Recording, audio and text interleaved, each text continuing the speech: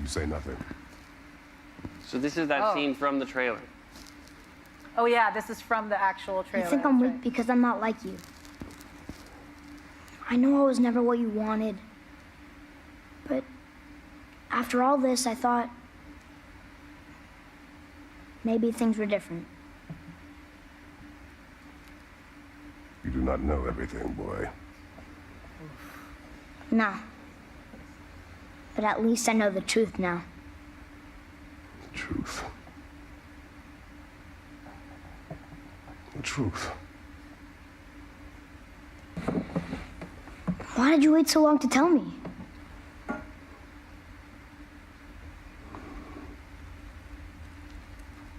I had hoped to spare you. You are welcome to surprise me. Cut! Clear! Oh, he is. He can fit in your pocket.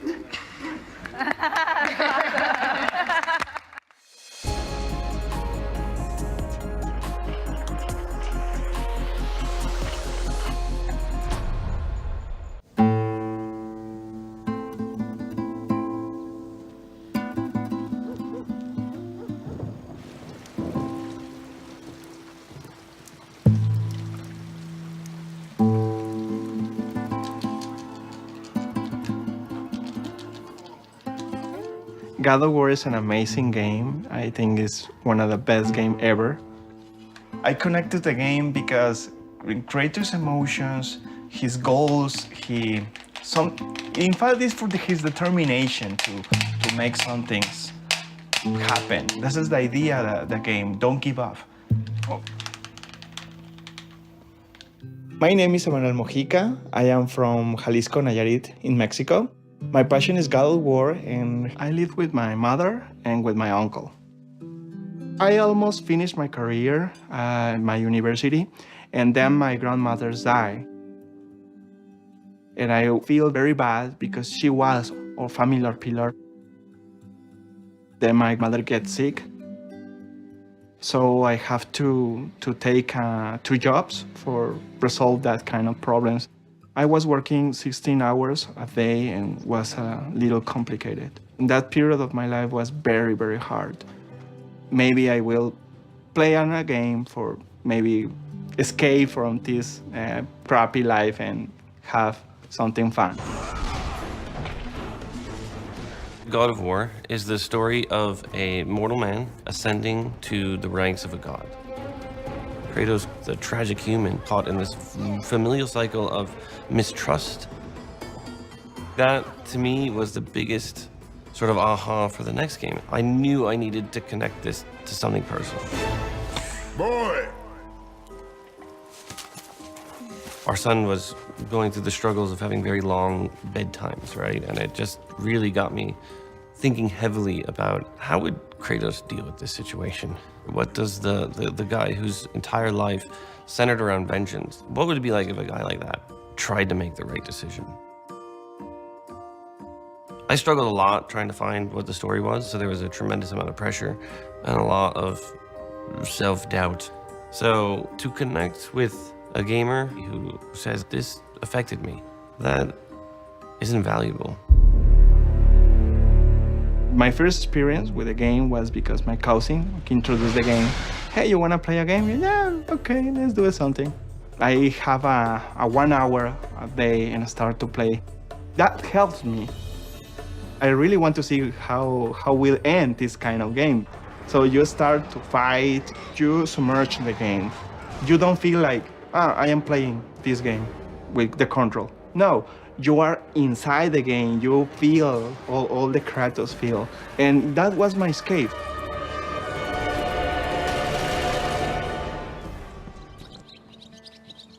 Something inside of me feel like a Kratos when somebody say you can change your destiny. I never give up. Like a Kratos, never give up. I never give up.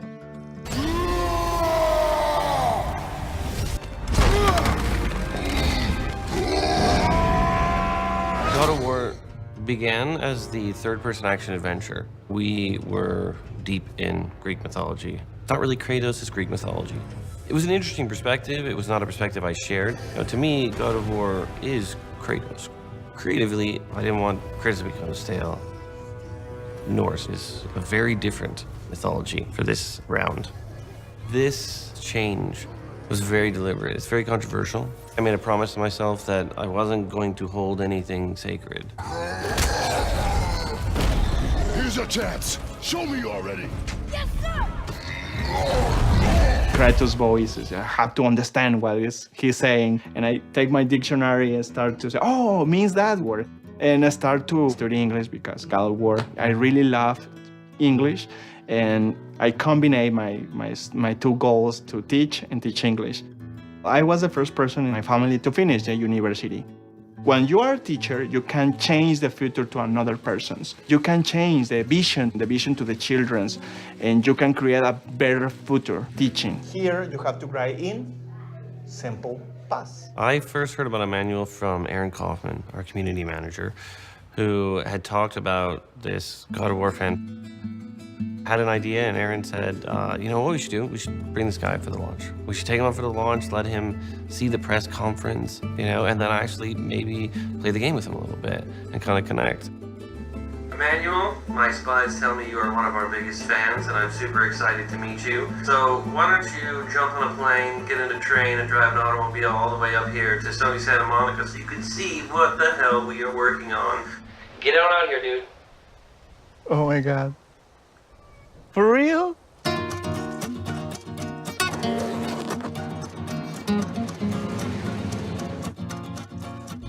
Wow, incredible excited. I am very, very happy. I am dying for be there. It's amazing.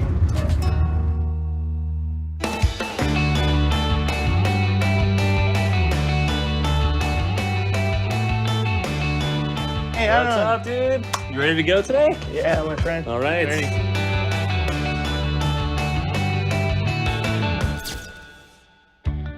I am taking you to the PlayStation press conference. Oh, really? We're going there right now. I've even No, got. come on, put it the gas.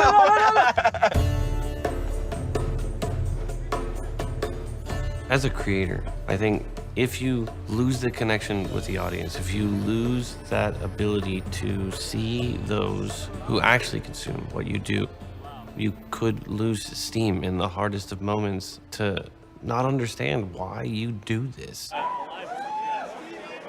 Oh man, my heart is. I know.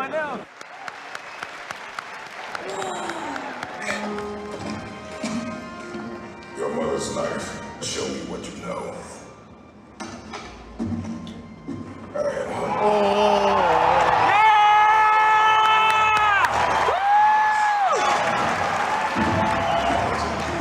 Awesome! Back away, boy!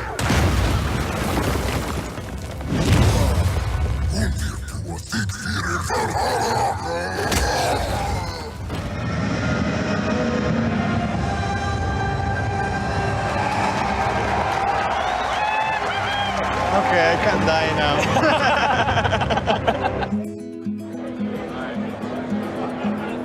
Keep going down. Okay. Where are you, man?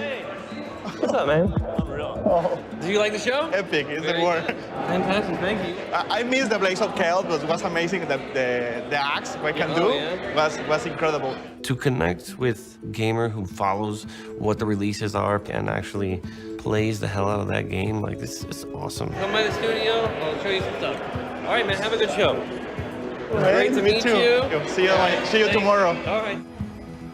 Oh my God. Emmanuel, what's up, Oh, man? Cody! How's it going, man? How are you? Very good, very good. How was last night? Oh, awesome. It was very interesting.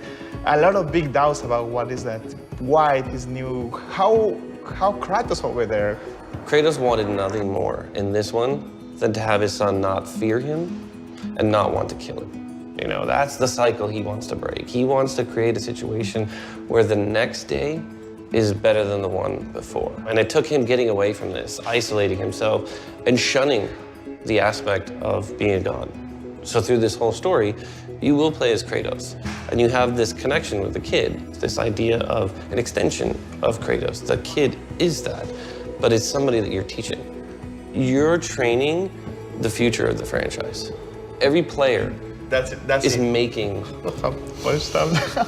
It is an interactive medium, so it isn't, you know, we can say, oh, if it doesn't play well, who cares? You know, their opinion matters tremendously. It's like an evolution to this character. Yeah. It's different evolution. It's an evolution. Yeah, a lot of people have, you know, that feeling when you try to make something different or complete different.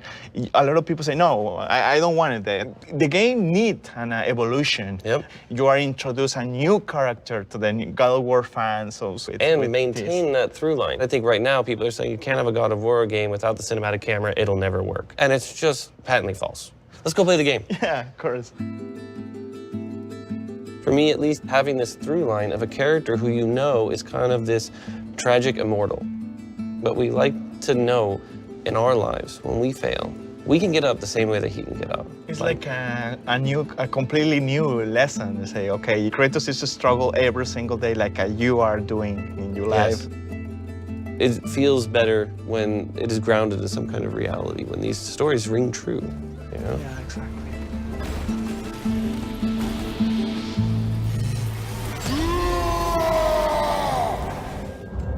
It's a wild experience because we make games in a vacuum and we get sort of used to what we're seeing. And it's great to do this, to reconnect with people who actually see it for the first time. Because as much as you believe in what you're doing, it's still that possibility that it could be bad, that you could be fooling yourself and everything you're doing is just terrible. Because you have only the one view, everybody working on it, right? All right, so now is gonna be the exciting thing of trying to figure out where the hell the Sony booth is at, of which I have no clue whatsoever. This is awesome. That's fantastic. This new era to video games is very strong. The people are very serious. Theater. This is awesome. Wow. This personal perspective about the game, the personal way that he wants to see the game was simply incredible. Corey was a big influence in my life for a lot of time ago, and for me it was a privilege to be with him. Well, thank you for coming out. Thank you very much. All right, dude. Very good. Travel safe. Me too, brother. Take care, okay? Every single moment that I spend here, it will be in my heart forever. The best lesson I can learn is chase your dreams, is don't give up. The most powerful thing that you can motivate somebody else to do something good. For me, that is the best gift ever. You can do it wherever you want if you have the perspective and the knocks to do it. Big problems for your character. Be strong. Okay, life, bring it on.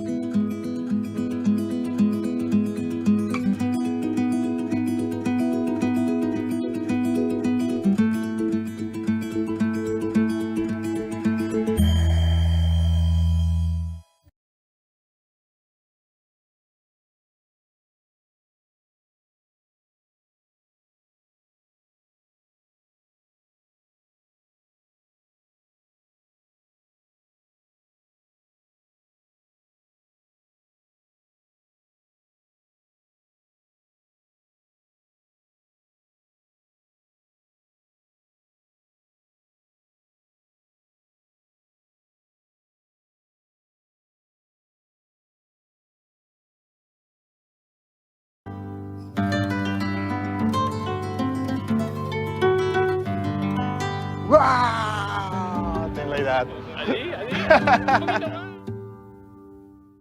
PlayStation. Hey everybody, we're almost done, with day one at E3 at the PlayStation booth. And I've got a couple very special guests here with me right now. That would be Cory Barlog.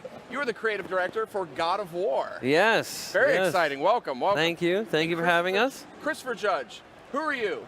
Who are you? I am fortunate enough to be playing Kratos. Oh man, that's awesome. Excellent. Excellent. So you're playing Kratos. I want to talk a little bit more about that. But first, I want to talk a little bit about that magical moment last night, when the orchestra was going, and those curtains raised, and we saw really what became God of War. What was going through your head as you saw all of this? Don't screw up, don't screw up, don't screw up. No, actually, I was super relaxed about the playthrough, and when I kind of got a full view of the audience, and we started playing, and everything started clicking in, it was the greatest feeling ever. I mean, it was when Kratos first came on the screen, and people stood up and cheered, like, that kind of threw me. I knew we kind of left room for applause, like maybe people will clap here. Oh, he broke his mic. Seriously, you cannot trust this guy with any technology. Do you want to take that off? He's shedding the mic, right? Like, he's so tough, he breaks mics with his 2 fingers. But yeah, I was so floored by that response. It was amazing. We've worked so hard for so long. So it's great to hear that. You're no stranger to the God of War franchise, actually. That's very true. So you worked on the original one. I believe, I want to say you're art director. Animation director. Animation director. I was close. That was close. It had an A in it, so you're there. I Then like you're it. game director on God of War 2, which is one of my personal favorites out of the series. Thank you. You spent your time in the wilderness for a while. Now you're back. And this is a bold new vision. I mean, there's no two ways about it. Tell me a little bit. Let's get inside your head a little bit about this new approach. I mean, you can even just see here, gorgeous looking game, but very, very distinct visually from what we know of as God of War. Yeah, I think right from the beginning, we wanted to rip this whole thing up and rebuild it from scratch. Find all the things that worked. Really the things that were like, this is great, we love this, this must stay. But all the things that felt like they were not steering towards this core vision of a closer, more intimate look at Kratos' life. Like, this character, the first chapter of his life really is this kind of birth of the anti-hero inside the era of Greek games. Like 7 games, this amazing sort of introduction to this character. And just like long format television, where a character can go from one side to the polar opposite, they can be hated and loathed and then sympathized with throughout this entire sort of arc, we're doing something similar. I love the challenge of taking something like that on and making people think. So tell me a little bit about the universe we're seeing here. I mean, can you get into any of that? I mean, this is radically different. This is definitely not, again, the sort of Greek mythology that we all know and love. This is, it doesn't appear to be at least, this is something really fresh and different. Yeah. So tell me a little bit about how you landed on this look and how you landed on the setting. The setting, we kind of had kicked around a bunch of mythologies for quite a while.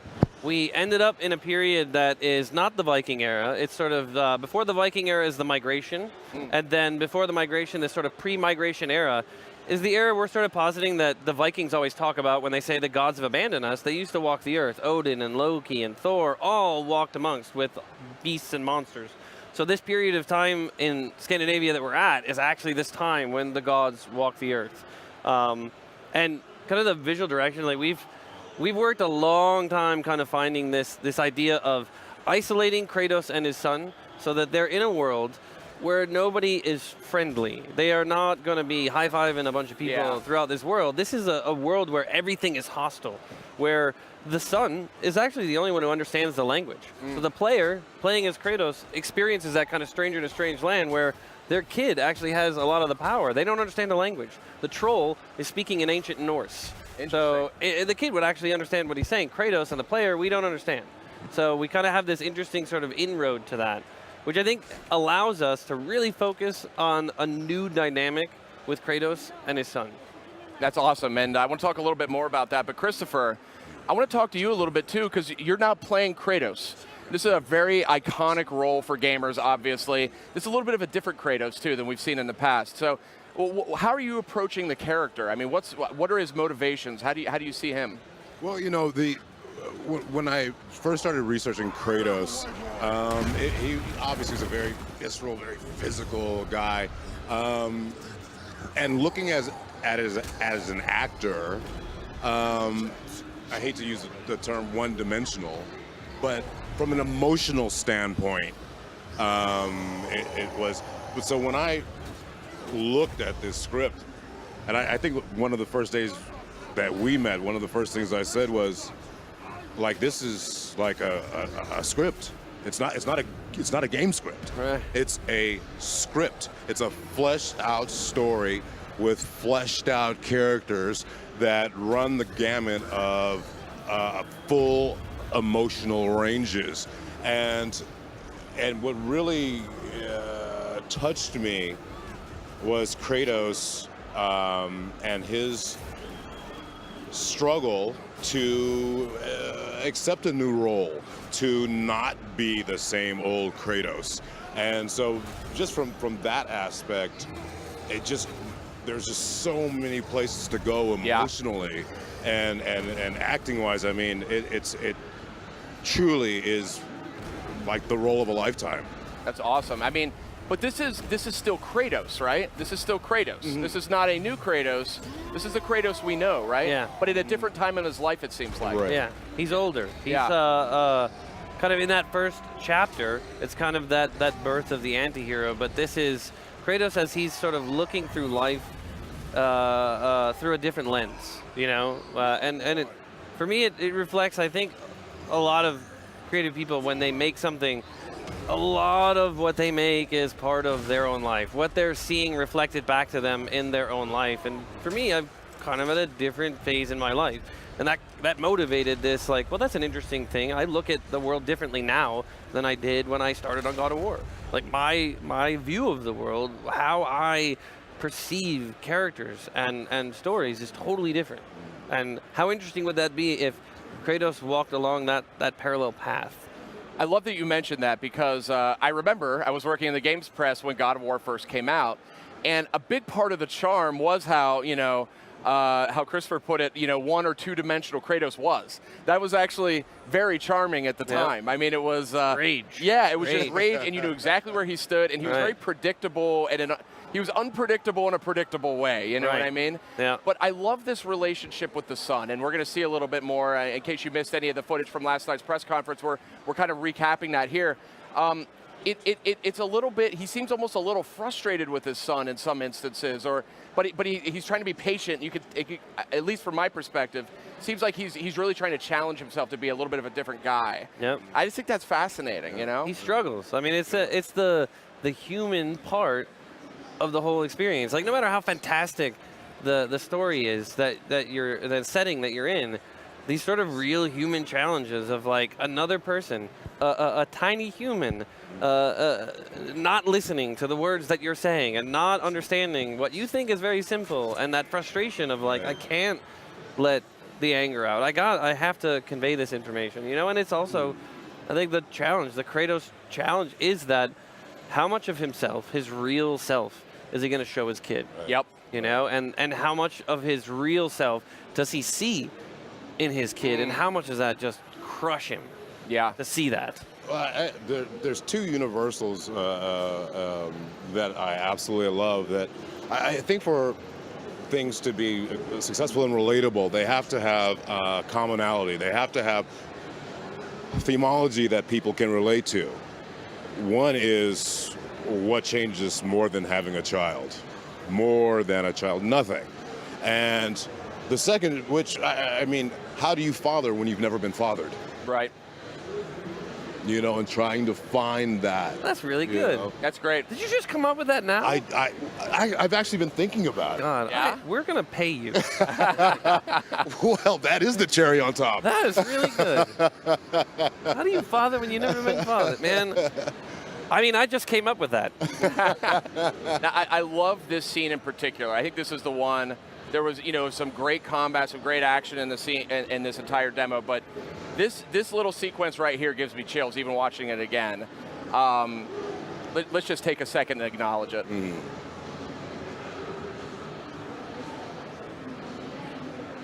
I mean, that's just awesome. That's just so awesome. It's I think a lot of this whole experience started at that moment. Yeah. That concept of the missed moment, the bad timing, that idea of kids ready to open up, Kratos looking ahead, doesn't want to deal with the problem. He's in a moment of like his own after something like that. That's right. And then Kratos is ready to open up, and it's kind of that I don't have the strength to pat you on the back. But I feel 100% comfortable and have the strength to take a giant troll down. Yeah. That's my wheelhouse. But emotions and any kind of vulnerability, any kind of compliment, when, as he so beautifully put, he's never been fathered. He grew up in the Spartan Go, which is the most brutal military training any human being could ever undergo, right?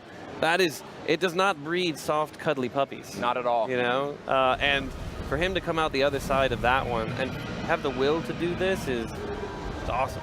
It's an interesting drama. It's fascinating, and I love that there's this sort of interpersonal dynamic, this relationship at the heart of the game, clearly. That excites me a lot. I mean, we're seeing some great narrative these days. We had the Telltale guys over here earlier.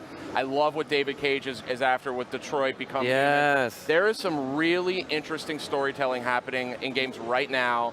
God of War is a big part of that conversation. That's exciting. That's pretty awesome. It is awesome. To be included in that, that's great.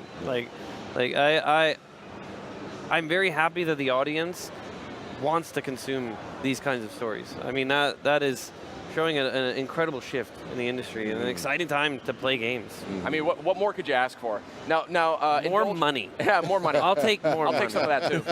If you would indulge me, I have a couple of nerdy game questions to ask you. Fantastic. So, RPG upgrades, that kind of stuff. Are we going to see kind of character progression for Kratos here? Oh, absolutely. Yeah? Yes, absolutely. How it manifests, we're still in the development phase of all that stuff, but in that sort of methodology of we're going to rip it up and rebuild it, the concept of upgrading Kratos and even the son, is taking on a whole new sort of image for this game. Awesome. Good to hear. And of course, we haven't seen the Blades of Chaos. We do see an axe. And I'm curious about this axe. This axe feels like it's kind of maybe central to the game in some way. So I'm curious about that thing. It has a history. Yeah? There's a whole story that connects to a lot of the characters around this axe. I know you don't want to hear this, but I can't really talk too much about that part. I can accept it. But it was very deliberate going with a new weapon because we're going with a whole new way of controlling the game. We are shifting everything to a whole new set of buttons and a whole new way of interacting with the controller.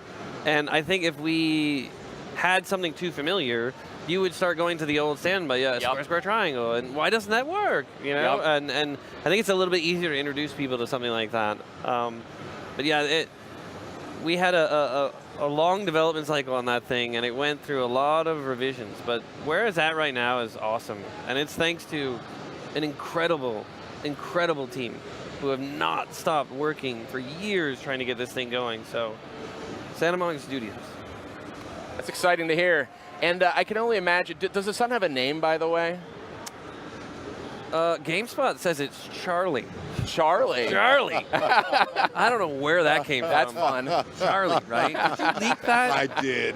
You had a good phrase here, but leaking Charlie? I know. Come on, dude. I actually said that was Charles, supposed to be a secret. It's very Norse, Charlie. It's old, ancient Norse, Charlie.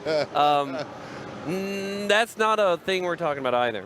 But we'll go with codename Charlie for now. There are going to be so many Charlie trophies in this game, it is ridiculous. I feel bad calling him the son constantly. At some point, I feel like I want to have a name for him. But is he going to be factoring into gameplay at all? Is he going to be like helping Kratos while he fights? I mean, we saw a little bit of that there, but the kind of interesting sort of narrative skeleton we have around this is the idea of teaching, of passing knowledge on from parent to child, from father to son. And in that time period when survival was literally a step at a time, this kind of information is what allows you to take that next step. So it is incredibly important. And throughout the entire game, Kratos is constantly teaching the child in banter and actual interactivity. But we've dedicated like an entire button to the kid, sort of leaning into the camera a little bit and pairing that with a button so that wherever you look, press the sun button. If it's at an enemy and you want to attack them, that one button's going to let you attack them. Oh, that's awesome. It's going to let you start a puzzle and interact with a door or something like that. Sun goes over there, Very simple, very accessible, but in a pinch, in sort of under duress, you can do it very quickly because it's just instinctive. It kind of feeds into that instinctual loop for the player. That'd be really handy in real life. It was just occurred to me as well. I know, right? There was a lot of talk in the beginning of like you'd hit the button, but he would be like, I don't want to do that. we'll do that in the teenage years, where you just keep hitting the button and they're like, whatever, dude, I'm not doing that. What more is there to say? Actually, quite a lot, but we are out of time. Corey, Oh. Christopher, real pleasure.